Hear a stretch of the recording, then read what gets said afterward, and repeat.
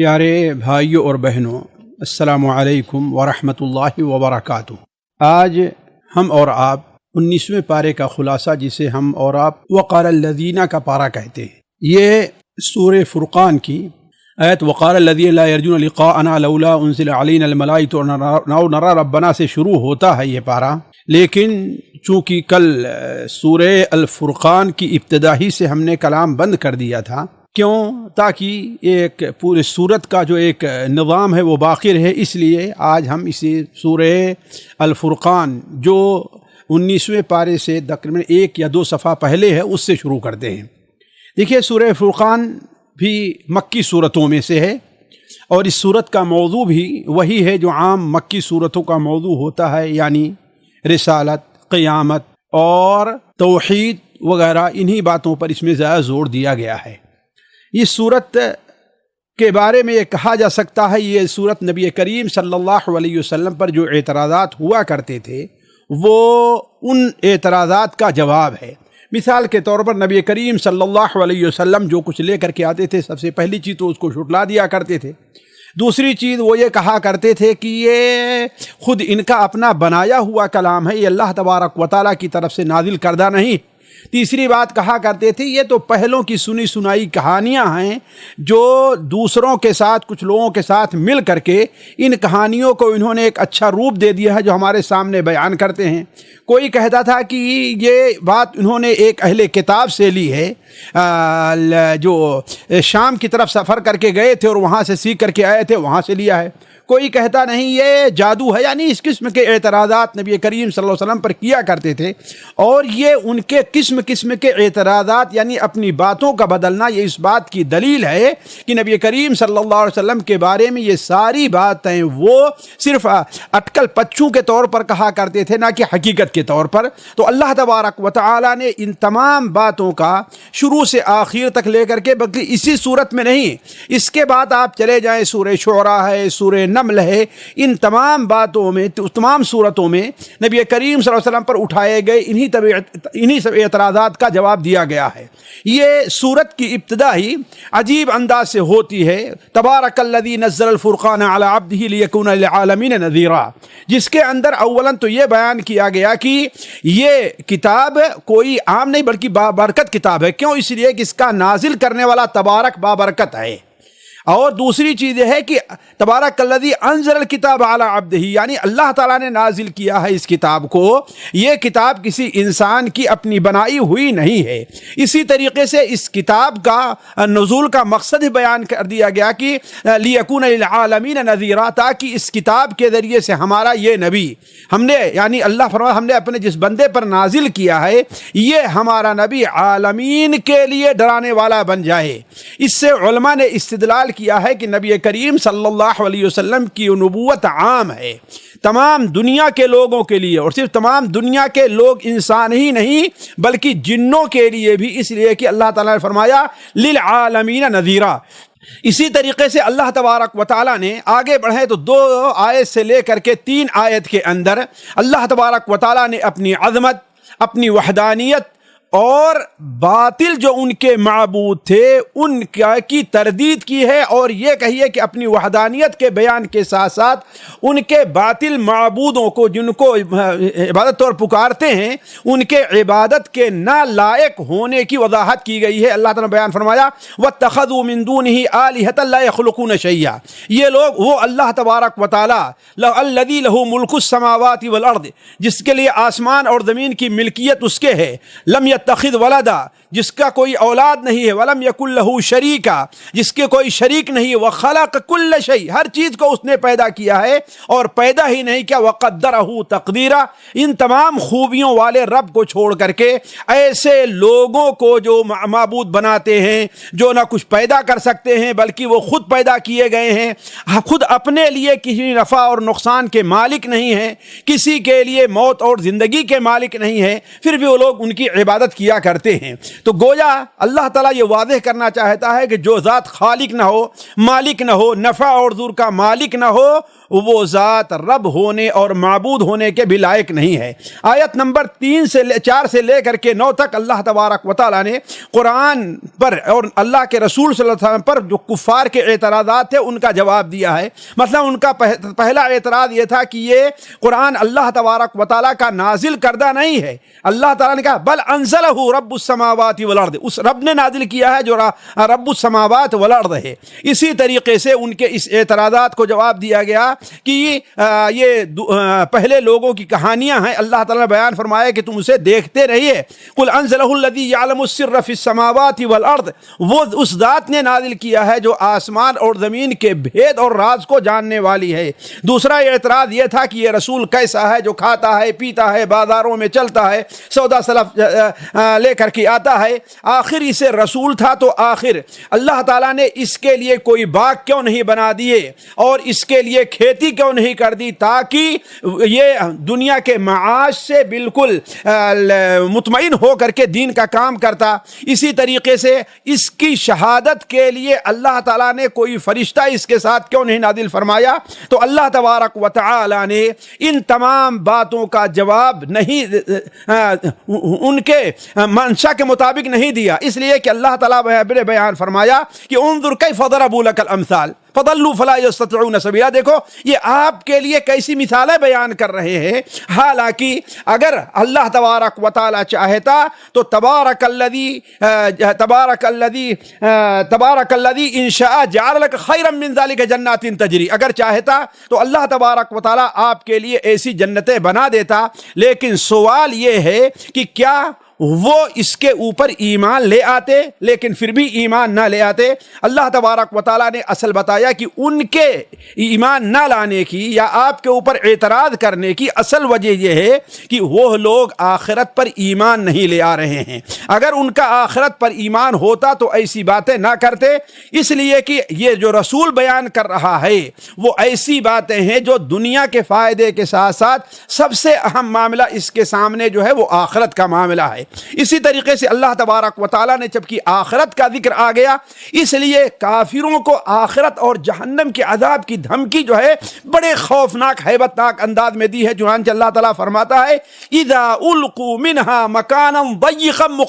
مقرنین، جہنم میں جب تنگ جگہ اور ہاتھ اور پیروں کو باندھ کر کے انہیں ڈالا جائے گا تو ہنالک وہاں پر یدعو ثبورا واذا القوا منها مکانا دعوا ہنالک ثبورا، وہاں پر وابیلا مچائیں گے کہ ہم تباہ ہم ہلاک ہو گئے برباد ہو گئے اے ہماری بربادی۔ اللہ تعالیٰ فرمائے گا لا تدعوا اليوم ثبورا واحدا، آج کسی ایک ہی تباہی کو نہ پکارو بلکہ تباہی پر تباہی تمہارے لیے ہے۔ 17 سے 18 نمبر آیت میں اللہ تعالیٰ نے واضح کیا ہے کہ آج یہ مشرکین، یہ ہمارے بھائیوں کے لیے خصوصی توجہ کا سبب ہے، آج یہ مشرکین جن نیک ہستیوں پر اعتماد کیے ہوئے ہیں اور ان کی شفاعت کے قائل ہیں، یہ بات میں خصوصی طور پر اس لیے کرتا ہوں کہ آج بہت سے لوگ جو پیر پرستی، قبر پرستی، اولیاء پرستی کے اندر مشغول ہیں اور انہی کو اپنا دین بنائے ہوئے ہیں، وہ کہتے ہیں کہ قرآن مجید میں مشرکین کی جو مذمت بیان کی گئی ہے وہ بتوں کی پوجا کی وجہ سے، نہ کہ اللہ کے نیک بندوں کی پوجا کی وجہ سے۔ حالانکہ اس آیت کے اوپر آپ غور کریں کہ اللہ تبارک و تعالیٰ وَيَوْمَ يَحْشُرُهُمْ وَمَا يَعْبُدُونَ مِن دُونِ اللَّهِ، جس دن اللہ تعالیٰ ان کو جمع کرے گا اور اللہ کو چھوڑ کر کے جن کی عبادت کرتے تھے ان کو جمع کرے گا، تو اللہ تعالیٰ ان سے پوچھے گا کہ کیا یہ تمہاری عبادت کیا کرتے تھے؟ کیا تم نے انہیں عبادت کا حکم دیا تھا؟ تو ان سے براءت کا اظہار کریں گے، قالوا سبحانک ما ينبغي لنا ان نتخذ من دونك من اولیاء ولكن متعتهم وآباءهم، یہ کس دھوکے میں اس لیے رہے کہ آپ نے انہیں نعمتوں سے نوازا ہے، ان کے باپ دادا کو نعمتوں سے نوازا ہے، یہاں تک کہ نسوا الذکر وکانوا قوما بورا۔ اس کے بعد 20 نمبر آیت پر اللہ تعالیٰ نے یہ واضح کیا ہے کہ یہ محمد صلی اللہ علیہ وسلم ہی نہیں بلکہ جتنے انبیاء اس دنیا میں آئے ہیں وہ کھاتے تھے پیتے تھے، سامان کے لیے بازار جایا کرتے تھے، تجارت کیا کرتے تھے، اور ہم نے ان رسولوں کو عموماً مال کم دیا ہے تاکہ ہم لوگوں کو آزمائیں کہ انہیں لوگ بادشاہوں پر، امیروں پر قیاس کرتے ہیں یا کہ ان کی دعوت کو قبول کرتے ہوئے ایمان لے آتے ہیں۔ اس کے بعد اللہ تبارک و تعالیٰ کا 19واں پارہ جہاں سے شروع ہوتا ہے وہاں سے کافروں کے اعتراضات کا بھی جواب دیتے ہوئے اللہ تعالیٰ فرماتا ہے وَقَالَ الَّذِينَ لَا يَرْجُونَ لِقَاءَنَا، اور وہ لوگ جو ہمارے ہم سے ملاقات کی امید نہیں رکھتے، یا ایک ترجمہ کیا ہے جو ہم سے ملاقات پر سے ڈرتے نہیں ہیں، گویا ان کا آخرت پر ایمان نہیں ہے۔ ان کا ایک اعتراض یہ بھی تھا کہ آخر یہ دعویٰ کرتے ہمارے پاس فرشتہ آتا ہے، تو آخر ان کے اندر کون سے سرخاب کے پیر لگے ہیں کہ فرشتہ آتا، ہمارے پاس فرشتہ کیوں نہیں آتا؟ اسی طریقے سے وہ کہا کرتے تھے جب یہ کہتے ہیں کہ اللہ نے ان سے یہ بات کہی ہے تو آخر اللہ ہم سے بات کیوں نہیں کرتا؟ اللہ تعالیٰ اس کا جواب دیتے ہوئے فرماتا ہے کہ دیکھو فرشتہ کیوں نہیں آتا، یہ اس نبی کی گواہی کے لیے جو کہتے ہو فرشتہ تمہارے لیے کیوں فرشتہ نہیں آتا ہے، تو دیکھ لو فرشتہ اس لیے نہیں آیا کرتا ہے کہ فرشتہ جو آتا ہے تو اللہ تبارک و تعالیٰ کی طرف سے دو چیزوں کو لے کر کے آتا ہے، یا تو اللہ کے نیک بندوں کو بشارت ان کی مدد کے لیے آتا ہے، یا اللہ تبارک و تعالیٰ کے ظالموں کو عذاب دینے، خواہ موت کے وقت ہو یا اس سے پہلے عذاب دینے کے لیے آتا ہے۔ تو اللہ تعالیٰ فرماتا ہے کہ جب فرشتہ ان کے پاس ان کی روح قبض کرنے کے لیے آئے گا تو کیا کہیں گے؟ جب موت کے وقت فرشتہ ان کے پاس آئے گا تو وہ ان کے دل لیے برا ہوگا، وقال الذین لا یرجون لولا انزل علینا لقد استکبروا فی انفسهم وعتوا عتوا کبیرا یوم یرون الملائکۃ لا بشری یومئذ للمجرمین۔ جس دن وہ فرشتوں کو دیکھ لیں گے تو فرشتے ان کے دیکھنا ان کے لیے خوشخبری کا سبب نہیں ہوگا بلکہ وہ کیا ہوگا؟ ان کے لیے عذاب کا سبب ہوگا۔ یعنی جب موت کا فرشتہ آئے گا اور وہ لوگ موت کے فرشتے کو دیکھ کر کے سمجھے کہ ہمارے اوپر عذاب آنے والا ہے تو وَيَقُولُونَ حِجْرًا مَحْجُورًا، فرشتوں سے ملاقات کی جو تمنا کیا کرتے تھے اب فرشتوں سے بھاگنا ہی چاہیں گے لیکن وہاں بھاگنے کے لیے کوئی مقام نہیں ہوگا۔ اور دوسری چیز جو بات یہ کہتے ہیں کہ اللہ تبارک و تعالی ان سے کے سامنے کیوں نہیں آتا ہے، تو جس دن اللہ تبارک و تعالی حساب کے لیے آئے گا تو وَيَوْمَئِذٍ كَانَ لِلْكَافِرِينَ عَصِيرًا، وہ دن کیا ہوگا؟ کافروں کے لیے بڑا سخت دن ہوگا۔ اس کے بعد اللہ تبارک و تعالی نے اسی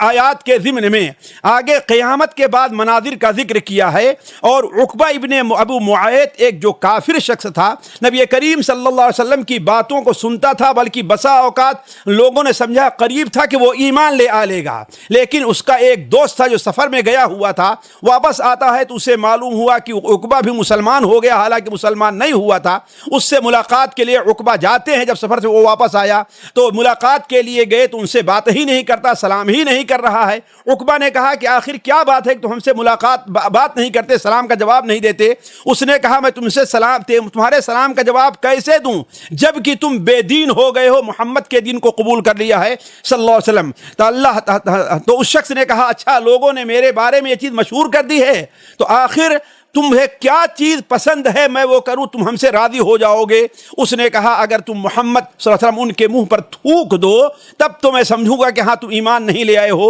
اس بدبخت نے اپنے ساتھی کی بات کو مانا اور نبی کریم صلی اللہ علیہ وسلم کے چہرے پر جا کر کے تھوک دیا، نعوذ باللہ من ذالک۔ آپ صلی اللہ علیہ وسلم نے اپنے چہرے سے اس تھوک کو پوچھا اور کہا کہ دیکھو اے عقبہ اگر مکے کی گلیوں سے باہر تم ہمیں ملے تو میں تمہیں قتل کر دوں گا۔ تو کہنے کا مطلب عقبہ بدر کے موقع پر قتل کیا گیا، اللہ کے رسول نے اسے قتل کیا۔ اس کا منظر اللہ تعالیٰ کھینچتا ہے قیامت کے دن کہ یوم یعض الظالم علی یدیہ ویقول یا لیتنی اتخذت مع الرسول سبیلا، جس دن ظالم اپنے ہتھیلی کو چبائے گا افسوس کے ساتھ اور کہے گا کاش کہ ہم نے فلاں کو اپنا دوست نہ بنایا ہوتا اور ہم نے رسول صلی اللہ علیہ وسلم کو اپنی کی اتباع کر لی ہوتی۔ آیت نمبر 30 سے 31 میں نبی کریم صلی اللہ علیہ وسلم کی اس پریشانی کی طرف اشارہ ہے جو آپ کی دعوت قبول نہ کرنے کی وجہ سے آپ کو پیش آیا کرتی تھی، بلکہ اللہ تعالیٰ سے آپ شکایت بھی کرتے تھے کہ یا رب ان قوم اتخذوا هذا القرآن مہجورا، اے میرے رب میری قوم نے تو قرآن کو چھوڑ دیا ہے۔ اللہ تبارک و تعالیٰ نے تسلی دیتے ہوئے آپ کو بیان فرمایا کہ یہ معاملہ کوئی آپ کے ساتھ نہیں ہے، کذالک جعلنا لکل نبی عدوا من المجرمین، اللہ کے جتنے بھی نبی آئے ہیں ان کے ایسے مجرم دشمن رہے ہیں اور آپ کا رب بہتر جانتا ہے کہ ہدایت کس کو دینا ہے اور اپنے نبیوں کی مدد کیسے کرے گا۔ بعض علماء نے اس آیت آیت کو قیامت کے دن کے اوپر محمول کیا ہے۔ علی کل حال ایک آیت نمبر 32 اور 33 میں کافروں کے اس اعتراض کا جواب ہے کہ قرآن جب ایک کتاب ہے اور آپ اسے کتاب کہتے ہیں، ہر جگہ کتاب کے بارے کتاب کی طریقے سے اس کا ذکر ہوا کرتا ہے، کتاب انزلناہ تلک آیات الکتاب المبین، تلک آیات الکتاب الحکیم، اسے کتاب کہا جاتا ہے۔ تو آیا ایک بارگی یہ کتاب کیوں نہیں نازل ہو جاتی؟ تھوڑا تھوڑا یہ کتاب تھوڑے تھوڑے پیرائے کے اندر تھوڑے تھوڑے موضوع کے ساتھ یہ کتاب کیوں نازل ہوتی ہے؟ اس کا جواب اللہ تبارک و تعالی نے دیا، وقال الذین لولا نزل علیہ القرآن جملۃ واحدہ کذالک لنثبت به فؤادک ورتلناہ ترتیلا ولا یأتونک بمثل الا جئناک بالحق واحسن تفسیرا۔ اللہ تعالیٰ نے اس کی دو تین وجہ بیان فرمائی۔ اس کی ایک وجہ تو یہ ہے کہ اس طریقے سے پڑھنے میں دل جمعی لگے گی، ایک ساتھ کوئی چیز مل جائے تو اس کی اتنی قدر نہیں رہتی جتنی تھوڑی سی ملی، پھر لوگوں کو مزید کی جو ہے خواہش رہی، اس میں انسان کا دل لگتا ہے۔ اسی طریقے سے یاد کرنے میں یہ آسانی ہوگی۔ تیسرا فائدہ اس کا یہ ہوگا کہ جب یہ سلسلہ جاری رہے گا تو مومنین کے لیے ثابت قدمی کا بھی یہ سبب بنے گا، اور اسی طریقے سے مخالفین کے جو اعتراضات پیش کیے جاتے ہیں، جو نئے نئے اعتراض کریں گے تو قرآن اس کا ہر حالت میں نیا نیا اس کا جواب دے گا۔ اسی طریقے ساتھیوں 35 سے لے کر کے 40 آیت تک اللہ تبارک و تعالیٰ نے گزشتہ نبیوں کا کچھ حوالہ دیا ہے، جیسے حضرت موسیٰ ہیں، ہارون ہیں، نوح ہیں، ہود ہیں اور صالح ہیں، اور اصحاب الرس طرف جس نبی کو بھیجا گیا تھا وہ لوگ ہیں۔ پھر اللہ تعالیٰ نے ان کی قوموں کی ہلاکت اور بربادی کا بھی ذکر کیا ہے، کیونکہ انہوں نے رسولوں کو جھٹلایا اور ان کا مذاق اڑایا۔ تو اللہ تعالیٰ نے کیا بیان فرمایا، وَكُلًّا ضَرَبْنَا لَهُ الْأَمْثَالَ وَكُلًّا تَبَّرْنَا تَتْبِيرًا، ہر ایک کو ہم نے ہلاک کر کے اور برباد کر کے رکھ دیا۔ گویا اہل مکہ کو یہ خبر دینی تھی کہ اگر تم بھی اس رسول کے ساتھ یہی معاملہ کیے تو تمہارا بھی وہی حال ہوگا، جیسے اللہ تعالیٰ نے بیان فرمایا وَسَوْفَ يَعْلَمُونَ حِينَ يَرَوْنَ الْعَذَابَ مَنْ أَضَلُّ سَبِيلًا۔ آیت نمبر 43 سے 44 میں نبی کریم صلی اللہ علیہ وسلم تسلی دی جا رہی ہے کہ جن لوگوں نے عقل کو بالائے طاق رکھ کر کے خواہشات کے غلام بن چکے ہیں، جو لوگ ان کو اس قرآن کے ذریعے ہدایت نہیں مل سکتی ہے، انہیں آپ انسان نہ سمجھیے، بلکہ وہ تو انسانوں کی شکل میں چوپائے بلکہ چوپایوں سے بھی بہتر ہیں۔ اسی طریقے سے اللہ نے 45 سے لے کر 55 تک آیات میں کائنات کی محسوس چیزوں، جو چیزیں محسوس کی جاتی ہیں، جس کو انسان دیکھتا ہے، سورج ہے، چاند ہے، سائے کا گھٹنا یا بڑھنا ہے، یہ ایسی چیزیں جس کو انسان محسوس کرتا ہے۔ تو ان محسوس چیزوں کا حوالہ دے کر کے اللہ تبارک و تعالی نے اپنی قدرت اور توحید کے اوپر دلیل پیش کی ہے۔ مثال کے طور پر سایہ کا بڑھنا اور گھٹنا، رات اور دن کا نظام۔ اسی طریقے سے رات کو اللہ نے آرام کے لیے بنایا، دن کو کام کے لیے بنایا۔ باران رحمت اور اس سے پہلے خوشخبری دینے والی ہوائیں، پھر مقدر ایک متعینہ مقدار ہی میں بارش ہونا۔ اسی طریقے سے انسان کی پیدائش اور اس کے لیے اللہ تعالیٰ نے جو دو رشتے رکھے ہیں، ایک خاندانی رشتہ، ایک سسرالی رشتہ، یہ بھی اللہ تعالیٰ کی نعمت ہے۔ اسی طریقے سے اللہ تبارک و تعالیٰ نے دو سمندروں کو جاری کیا، ایک کھارے پانی کا ہے، ایک میٹھے پانی کا ہے، دونوں بغل سے بہتے ہیں لیکن دونوں ایک دوسرے کے ساتھ ملتے نہیں۔ اور اس میں دیکھیں انسان کے لیے کس قدر فوائد ہیں۔ اگر انسان اس کے اوپر غور کر لے تو وہ یہ سمجھے گا کہ یہ سارا کام اللہ قادر مطلق کی یہ کاریگری ہے، لہذا وہی عبادت کے لائق ہے۔ اسی لیے ان تمام چیزوں کے ذکر کے بعد اللہ تعالیٰ فرماتا ہے 55 نمبر آیت میں وَيَعْبُدُونَ مِن دُونِ اللَّهِ مَا لَا يَنفَعُهُمْ وَلَا يَضُرُّهُمْ، یہ سارے فائدے کی چیزیں تو اللہ تعالیٰ نے ان کو دیا ہے، لیکن پھر اس قادر کو چھوڑ کر کے ایسے لوگوں کی عبادت کرتے ہیں جو ان کے لیے نفع اور نقصان کے مالک نہیں ہیں۔ درمیان میں اللہ تبارک و تعالیٰ نے کلام کے اندر نبی صلی اللہ علیہ وسلم کی عالمیت کو اور آپ صلی اللہ علیہ وسلم کو قرآن مجید کے ذریعے لوگوں سے جہاد کا اللہ تعالیٰ نے حکم دے دیا ہے۔ وَلَوْ شِئْنَا لَبَعَثْنَا فِي كُلِّ قَرْيَةٍ نَذِيرًا، اگر ہم چاہتے تو ہر گاؤں میں رسول ڈرانے والا بھیجتے، لیکن چونکہ ہم نے آپ کو سارے دنیا کے لیے بھیجا ہے، اس لیے فَلَا تُطِعِ الْكَافِرِينَ وَجَاهِدْهُمْ بِهِ جِهَادًا كَبِيرًا، آپ کافروں کی اتباع نہ کیجیے اور ان کے ساتھ آپ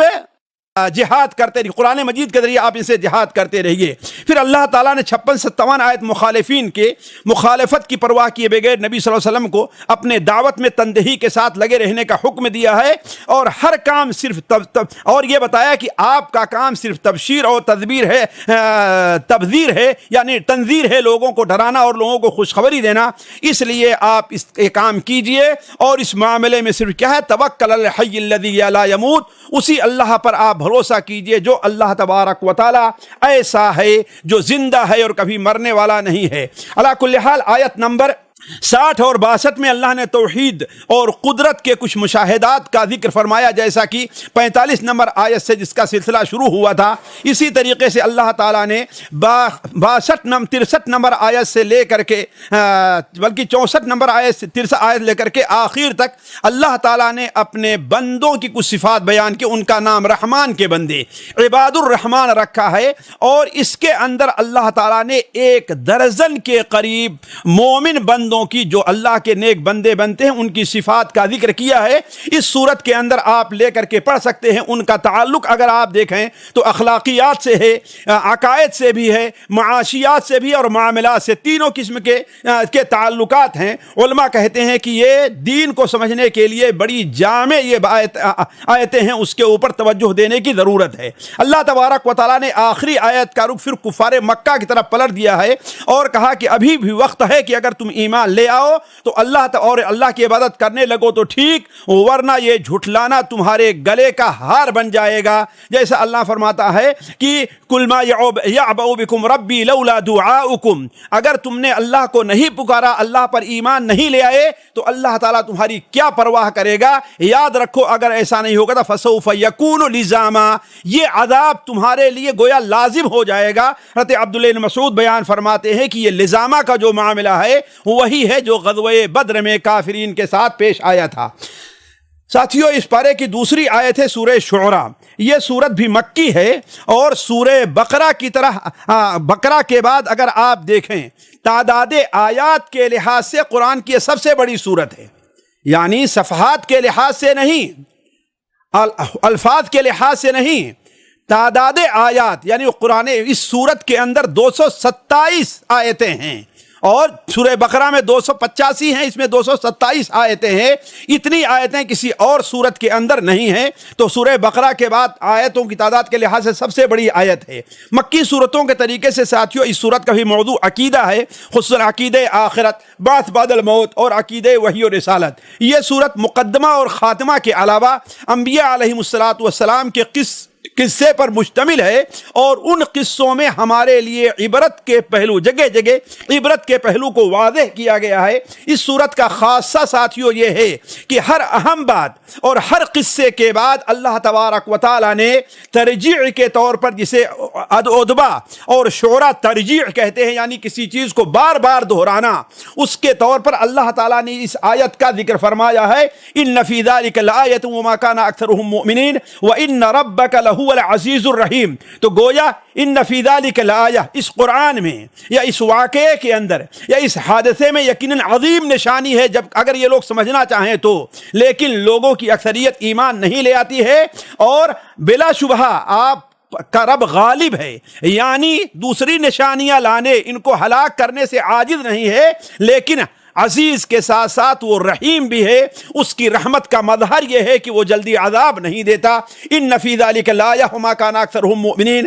وان ربک لہو العزیز الرحیم۔ آپ یہ سورت پڑھیں اور جہاں پر یہ آیت آئے ان فی ذلک لآیہ، وہاں اس مفہوم کو آپ اپنے سامنے رکھیں۔ ابتدائی آیتوں میں اللہ تعالی نبی صلی اللہ علیہ وسلم کو تسلی دی ہے کہ ان کے کافروں کے ایمان پر آپ اس قدر حریص ہیں کہ ایسا لگتا ہے آپ اپنے آپ کو ہلاک کر دیں، اور اسی کے ساتھ ساتھ آپ کی خواہش ہوتی ہے کہ وہ جس قسم کے معجزات کا آپ سے مطالبہ کرتے ہیں، ہم وہ معجزات ظاہر کر دیں تاکہ وہ ایمان لے آئیں، لیکن آپ اس سے پریشان نہ ہو، ہم کوئی بھی ایسی نشانی ظاہر کر سکتے ہیں جس سے فظلت اعناقهم لها خاضعین، ان کی گردنیں جھک جائیں، وہ عاجز آ جائیں، لیکن آپ جانتے ہیں کہ معجزات اور نشانیوں سے ان کا مقصد حل نہیں ہوگا، اور آپ کا ہی مقصد حل نہیں ہوگا، ورنہ حق کے متلاشی کے کے لیے قرآن جیسی واضح نشانیاں کافی ہیں۔ تلک آیات الکتاب المبین، یہ ایسی کتاب مبین کی آیات ہیں، مبین ہے، بالکل واضح ہیں، حق ان کے اندر واضح ہے۔ تو اگر وہ سوچ لیں مثال کے طور پر زمین کے اندر بھی جس پر وہ رہتے ہیں کس قدر اللہ تعالیٰ کی نشانیاں ہیں، کس قسم کی عمدہ چیزیں اللہ تعالیٰ اس سے اگاتا ہے، جسے وہ کھاتے ہیں، اپنے جانوروں کو چراتے ہیں، سب کچھ ہے، لیکن اس کے باوجود وہ سوچتے نہیں۔ ان فی ذلک لآیہ وما کان اکثرهم مؤمنین وان ربک لہو العزیز الرحیم۔ پھر آیت نمبر 10 سے 191 تک انبیاء علیہ السلام کے قصوں کا طویل سلسلہ ہے ساتھیوں۔ 10 سے لے کر کے 68 تک حضرت موسیٰ علیہ السلام کا واقعہ ہے، جس میں ان کے فرعون کے پاس جانے، فرعون سے مناظرہ، جادوگروں کے مقابلے میں حضرت موسیٰ علیہ السلام کا کامیاب ہونا، اور پھر حضرت موسیٰ علیہ السلام کا اپنی قوم کو لے کر کے مصر سے نکلنا اور فرعون کا سمندر میں ڈوبنا، یہاں تک کا معاملہ بیان ہوا ہے۔ اس قصے میں ساتھیوں کئی مقام بڑے اہم ہیں، میں وقت نہ ہونے کی وجہ صرف ایک مقام پر آپ لوگوں کی توجہ دلاتا ہوں۔ وہ مقام یہ ہے کہ موسیٰ علیہ السلام ان تمام معاملات میں مشکل سے مشکل گھڑی کے اندر بھی اللہ تبارک و تعالیٰ پر یقین اور اللہ تعالیٰ سے تعلق اور اللہ تبارک و تعالیٰ کے اوپر اعتماد کے بارے میں کوئی فرق نہیں آیا۔ چنانچہ حضرت موسیٰ علیہ السلام جب اپنی قوم کو لے کر کے نکلے تھے اور پیچھے سے فرعون صبح کو وقت ایسی جگہ پر پہنچتا ہے کہ سامنے سمندر تھا، پیچھے فرعون کا لشکر تھا، حضرت موسیٰ علیہ السلام پاس جو لوگ تھے ان کے پاس ہتھیار نہیں تھا، اور سالہ سال سے غلامی کی زندگی بسر کرتے ہوئے ان کے اندر اپنی طرف دفاع کی قوت بھی نہیں رہ گئی تھی۔ لیکن جب اس قوم نے یہ دیکھا کہ یہ سامنے سمندر ہے اور پیچھے سے فرعون کا لشکر ہے، تو فلما تراءت الفئتان، جب دونوں جماعتیں فلما تراء الجمعان، جب دونوں جماعتیں آمنے سامنے ہوئیں تو قال اصحاب موسیٰ انا لمدرکون، تو موسیٰ علیہ السلام ساتھیوں نے کہا اب تو ہم مارے گئے، نہ آگے جا سکتے ہیں، آگے جائیں سمندر ہے، نہ پیچھے جا سکتے ہیں۔ تو موسیٰ علیہ السلام نے اس وقت کیا جواب دیا تھا؟ قال کلا ان معی ربی سیہدین، ہرگز نہیں، میرے ساتھ میرا رب ہے جو مجھے سیدھے راستے پر لے چلے گا اور نجات دے گا۔ موسیٰ علیہ السلام کی زبان سے یہ الفاظ ادا ہونے ہی تھے کہ اللہ تعالیٰ کا حکم ہو جاتا ہے کہ فضرب بعصاک البحر، اے موسیٰ دیکھ کیا رہے ہو، سمندر کے اوپر اپنی چھڑی مارو، دیکھو تمہارے لیے راستے نکل جائیں گے۔ آیت نمبر 69 سے لے کر کے 104 تک حضرت ابراہیم خلیل کا قصہ بیان ہوا ہے۔ حضرت ابراہیم کا خلصہ اپنی قوم کے ساتھ مباحثہ اور ان کو دعوت توحید میں بہت نمایاں اسلوب اس میں استعمال کیا گیا ہے۔ حضرت ابراہیم علیہ السلام نے اپنی قوم سے واضح طور بیان فرمایا کہ دیکھو جن کی تم عبادت کیا کرتے ہو تم اور تمہارے باپ دادا، یہ ہمارے دشمن ہیں، یعنی ان کے ساتھ ہماری بیزاری ہے۔ اس کے بعد اللہ تبارک و تعالیٰ کی توحید پر یا اللہ کے عبادت کے حقدار ہونے پر ربوبیت سے دلیل دی۔ مثال طور فرمایا کہ ہمارا رب وہ ہے جس نے مجھے پیدا کیا، وہی میری رہنمائی کرتا ہے، وہی مجھے کھلاتا ہے، وہی مجھے پلاتا ہے، جب میں بیمار ہوتا ہوں تو وہی مجھے شفا دیتا ہے، وہی میری موت دے گا اور پھر وہی مجھے دوبارہ زندہ کرے گا۔ وہی ذات ہے جس سے گناہوں کی معافی کی امید کی جاتی ہے۔ گویا جو ذات ان تمام چیزوں کی مالک ہے وہی ہماری عبادت کی بھی مالک ہے۔ حضرت ابراہیم علیہ السلام کے قصے کے اندر بہت سے مقامات باعث عبرت ہیں، صرف ایک یا دو چیز طرف میں اشارہ کرتا ہوں۔ پہلا یہ کہ حضرت ابراہیم علیہ السلام نے بیان فرمایا کہ الذی خلقنی فہو یہدین هو الذی هو یطعمنی ویسقین واذا مرضت فہو یشفین، جس نے مجھے پیدا کیا وہی مجھے سیدھے راستے میری رہنمائی فرمائے گا، اور جو مجھے کھلاتا ہے اور جو مجھے پلاتا ہے، اور فرمایا یہ نہیں فرمایا کہ جو بیمار کرتا ہے اور شفا دیتا ہے، یہ فرمایا کہ جب میں بیمار ہوتا ہوں، حالانکہ بیمار کرنے والا بھی اللہ تعالیٰ ہے، لیکن اللہ تعالیٰ کے ساتھ یہ حسن ادب تھا ابراہیم علیہ السلام کا۔ یہ نہیں کہا کہ جو بیمار کرتا ہے، کیا کہا جب بیمار ہوتا ہوں تو گویا اللہ تعالیٰ کے ساتھ حسن ادب یہی ہے کہ شر کو اللہ کی طرف منسوب نہ کیا جائے، جیسا کہ حدیث شریف میں ہے کہ وَالشَّرُّ لَيْسَ إِلَيْكَ۔ اسی طریقے سے دوسرا مقام سوچنے کا ہے کہ ابراہیم علیہ السلام نے کیا بیان فرمایا کہ یوم لا ينفع مال ولا بنون الا من اتى الله بقلب سلیم، اس دن نہ اولاد کام آئے گی، یعنی قیامت کے دن نہ کسی کے مال کام آئے گا، ہاں جو سلیم دل لے کر کے آئے۔ تو کیا ہم جب ان آیات کو پڑھتے ہیں تو اپنے لیے قلب سلیم، اپنے دل کو قلب سلیم بنانے کے بارے میں کوشش کرتے ہیں؟ 105 میں 122 آیتوں میں حضرت نوح علیہ السلام کا قصہ بیان ہوا ہے، حضرت نوح علیہ السلام اور ان کے بعد کے نبیوں کے تذکرے میں آپ دیکھیں گے ہر نبی اپنی قوم سے دو باتیں بڑے واضح طور پر فرما رہا ہے، ان اتقوا اللہ، اللہ تعالیٰ سے تم ڈرو۔ گویا شرک سب سے اہم چیز ہے جس کے بارے میں اللہ تعالیٰ سے ڈرا جائے۔ اور دوسری چیز، نبی نے کہا کہ میں اپنی دعوت کے اوپر تم سے کسی معاوضے کا طالب نہیں ہوں، یہ کام میں صرف اللہ کے لیے کر رہا ہوں۔ گویا داعی کے لیے، اور ہر مسلمان داعی ہے، اس کے اندر یہ دونوں صفتیں ضرور پائی جانی چاہیے۔ آیت نمبر 123 سے لے کر کے 140 تک حضرت ہود اور ان کی قوم عاد کا ذکر ہوا ہے۔ حضرت ہود علیہ السلام نے اپنی قوم پر اللہ تعالیٰ کی نعمتیں یاد دلائیں کہ اللہ تعالیٰ نے تمہیں جو ہنر دیا ہے کہ تم بڑے بڑے مکانات تیار کرتے ہو، بڑی بڑی بلڈنگیں، برج تم بنایا کرتے ہو، کیا اس بارے میں تم نے سوچا ہے کہ کیا تمہیں اسی دنیا میں رہنا ہے؟ سوچو، یہ اللہ تعالیٰ کی نعمت ہے، اس کا شکریہ ادا کرو اور اللہ تبارک و تعالیٰ کی توحید کو قبول کر لو۔ لیکن ان لوگوں نے کیا جواب دیا؟ سواء علینا ابعثت ام لم تکن من الواعظین، اے ہود تم باتیں کرو یا باتیں نہ کرو، ہمارے اوپر اس کا کوئی اثر ہونے والا نہیں ہے۔ جب آخر میں انہوں نے بات کہی تو حضرت ہود علیہ السلام کی نافرمانی کی وجہ سے اللہ تعالیٰ نے ان کے اوپر عذاب لے آیا۔ اسی طریقے سے ساتھیوں حضرت صالح ہیں، حضرت لوط ہیں، حضرت شعیب ہیں، ہر ایک قوم کے سامنے ان کے نبی نے دعوت دی، اور یہی دعوت تھی کہ اللہ تعالیٰ سے ڈرو، مجھے اللہ کا رسول مان کر کے میری اطاعت کرو۔ لیکن ہر قوم نے اپنے نبی کی بات پر دھیان نہ دیا اور تاریخ کا ایک حصہ بن گئے۔ قوم صالح اور قوم لوط کے واقعات کو پڑھیں تو آپ کو بعض چیزوں پر سبق ملے گا کہ قوم لوط کے لوگوں سے حضرت لوط علیہ السلام کی قوم جو برائی کرتی تھی، ان کی بیوی اس برائی سے بچی ہوئی تھی، لیکن ان کی ہمراہ تھی، گویا وہ کام نہیں کرتی تھی لیکن ان کو برا بھی نہیں سمجھتی تھی، اس کے باوجود اللہ تبارک و تعالی نے اس کو بھی ہلاک کر دیا ان کی قوم کے ساتھ۔ تو گویا برائی میں شریک نہ ہونا لیکن اسے پسند کرنا، اس رائے میں رہنا، یہ بھی اللہ تعالیٰ کی ہلاکت کا سبب ہے۔ اب اذان کے لیے تھوڑا سا رکتے ہیں، پھر آگے بڑھتے ہیں۔ تو ساتھیوں، میں آپ لوگوں سے عرض کر رہا تھا سورت کا آخر 192 سے لے کر کے 227 تک پوری سورت کا خلاصہ بیان ہوا ہے، اور اس پر تبصرہ ہے۔ مثال کے طور پر لوگوں کو متنبہ کیا جا رہا ہے کہ یہ قرآن اللہ رب العالمین کا نازل کردہ ہے، جو حضرت جبریل امین کے ذریعے محمد صلی اللہ علیہ وسلم کے دل پر نازل کیا ہے۔ قرآن ایسی کتاب ہے کہ اس کا ذکر پرانی کتابوں میں موجود ہے، اہل کتاب کے علماء اس کی گواہی دیتے ہیں، اور قریش پر یہ احسان ہے کہ اللہ تعالیٰ نے اسے فصیح عربی زبان میں نازل کیا ہے، ورنہ ان کے لیے سمجھنا مشکل ہو جاتا۔ اور قریش کو اور اہل مکہ کو تنبیہ ہے کہ تمہاری کج بحثی اور بدنیتی ہی کی وجہ سے اللہ تعالیٰ نے بطور عذاب کے اس کتاب پر ایمان لانا تمہارے لیے مشکل قرار دیا ہے، ورنہ اب بھی موقع ہے کہ عذاب کی آخری گھڑی آنے سے قبل تم ایمان لے آلو، ورنہ اللہ تعالیٰ کی حجت پوری ہو گئی۔ وما اہلکنا من قریۃ الا لها منذرون ذکری وما کنا ظالمین۔ اور اے قریش کے لوگو، تم کہتے ہو کہ یہ شیطان یا شاعر کا کلام ہے، تمہیں معلوم نہیں کہ شیطان کے کلام میں اور محمد صلی اللہ علیہ وسلم کلام میں کس طریقے سے کتنا فرق ہے؟ ذرا سوچو، شیطان میں اور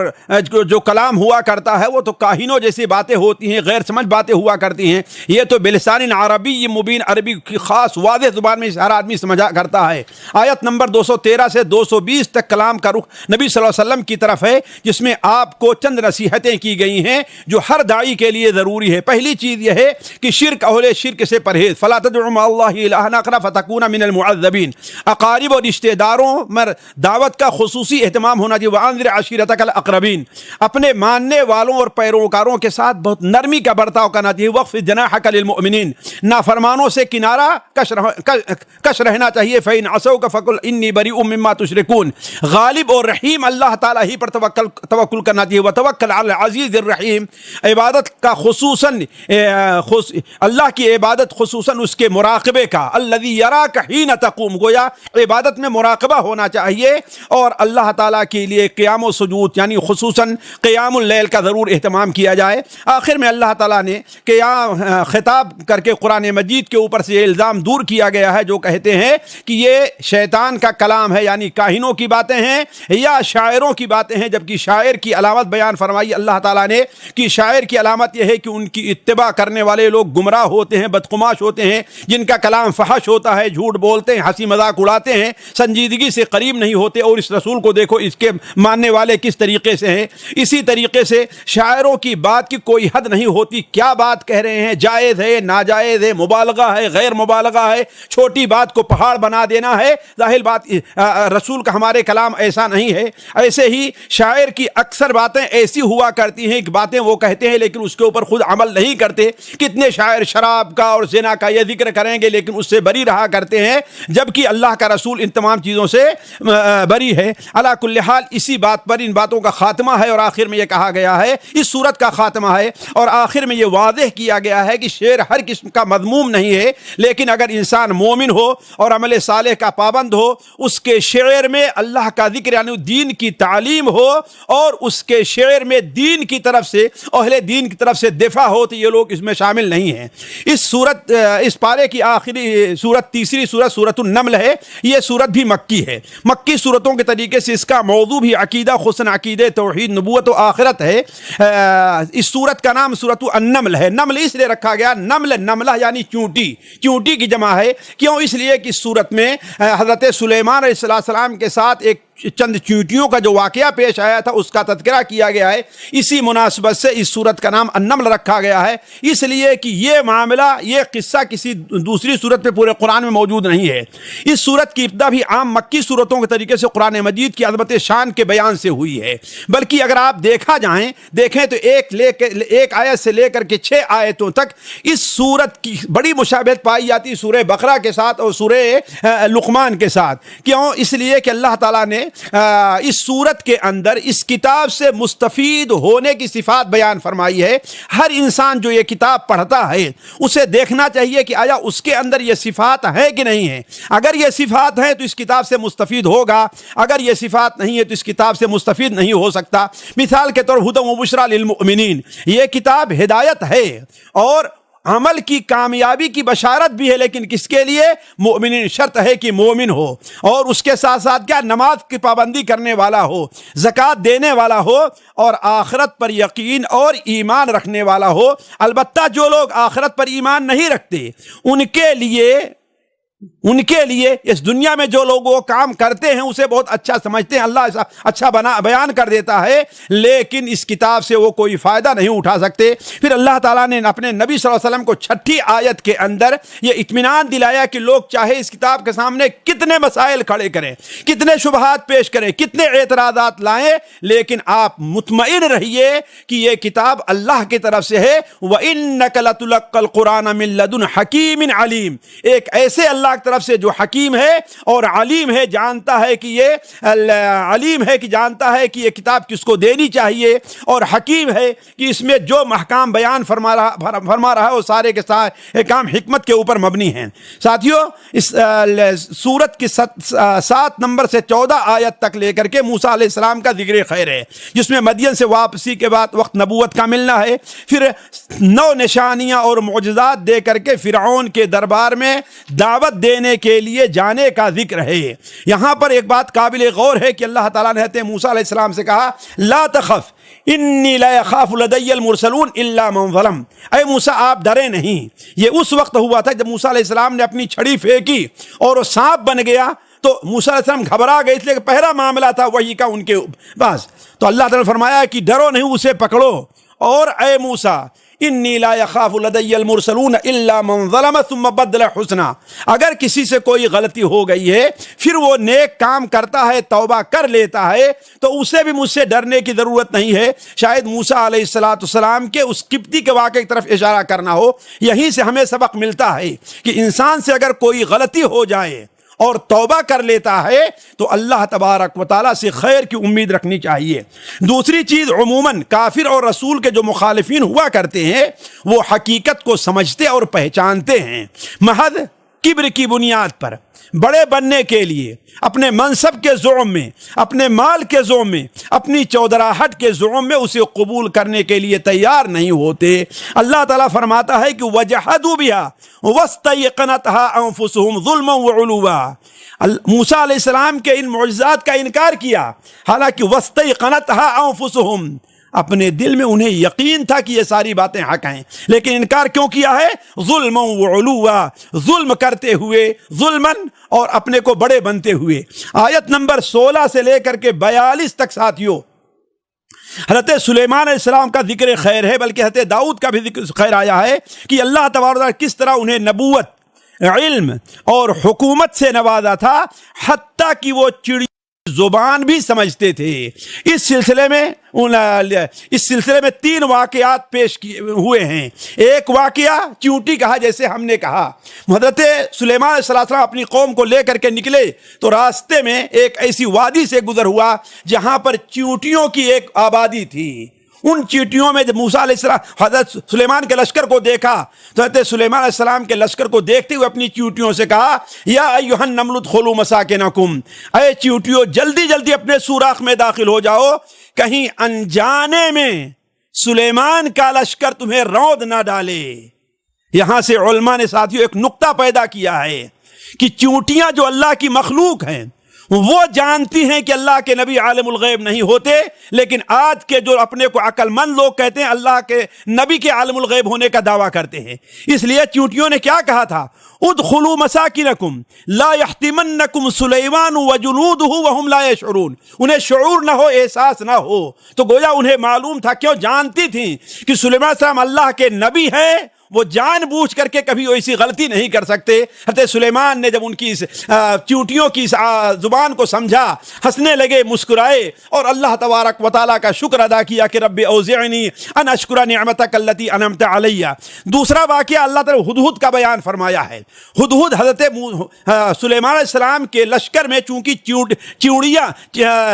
حیوان بھی رہا کرتے تھے، جن بھی رہا کرتے تھے، انسان بھی، حتیٰ کی چڑیاں بھی رہا کرتی تھی۔ تو ایک چڑیوں کو غائب پایا تو حضرت سلیمان علیہ السلام نے کہا کہ آخر وہ کہاں گیا ہے، یا تو صحیح دلیل لے کر کے آئے، صحیح عذر بیان کرے، ورنہ یا تو میں اسے قتل کر دوں گا یا تو ذبح کر دوں گا، یعنی اس کو سزا دینے کا وعدہ کیا۔ تو کچھ دیر کے بعد ہدہد آتا ہے تو کہتا، آپ میرے بارے میں جلدی کوئی فیصلہ نہ کیجیے، میں ایک ایسی خبر لے کر کے آیا ہوں قوم کی جس کو اللہ نے بڑی سہولیات دی ہے، بڑی عظمتوں سے نوازا ہے، بہت بڑا عرش ہے اس عورت کا، ان کی جو بادشاہ ہے، لیکن بہت بڑی خرابی یہ ہے ان تمام اللہ کی نعمتوں کے باوجود وہ لوگ سورت کی پوجا کرتے ہیں، وہ شرک کرتے ہیں۔ گویا کہ ایک اللہ تعالیٰ کی ادنا سی مخلوق چڑیا بھی جانتی ہے کہ شرک کیا چیز ہے، اور اسی لیے اللہ تبارک و تعالیٰ نے اس کی زبان پر جب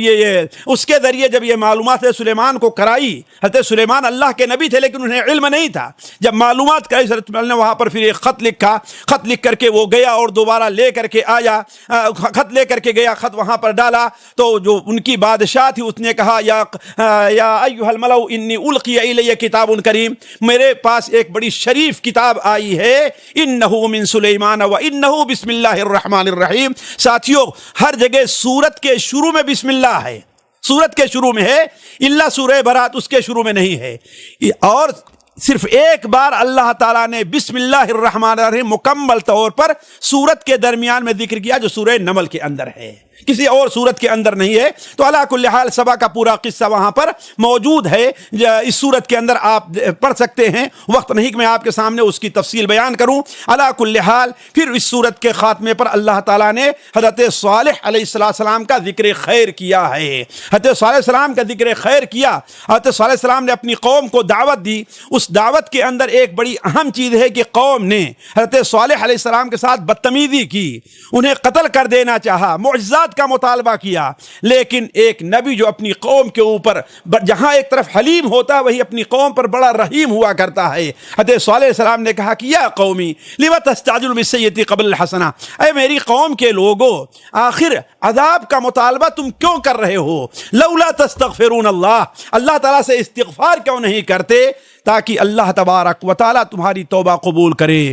لیکن قوم کے لوگوں نے حضرت صالح کے ساتھ جب مکر کرنا چاہا تو اللہ تبارک و تعالیٰ نے ان کے مکر کو ان کی ہی تباہی کا سبب بنا دیا، اور اللہ تعالیٰ نے اپنی حضرت صالح علیہ السلام کو بچا لیا۔ اسی حضرت صالح علیہ السلام کے قصے کے اوپر وَنَجَّيْنَا الَّذِينَ آمَنُوا وَكَانُوا يَتَّقُونَ وَأَنجَيْنَا الَّذِينَ آمَنُوا وَكَانُوا يَتَّقُونَ، جو لوگ ایمان لائے اور اللہ تعالیٰ سے ڈرتے رہے۔ اسی آیت کے اوپر یہاں جو مصحف ہے اس کے لحاظ سے یہاں پر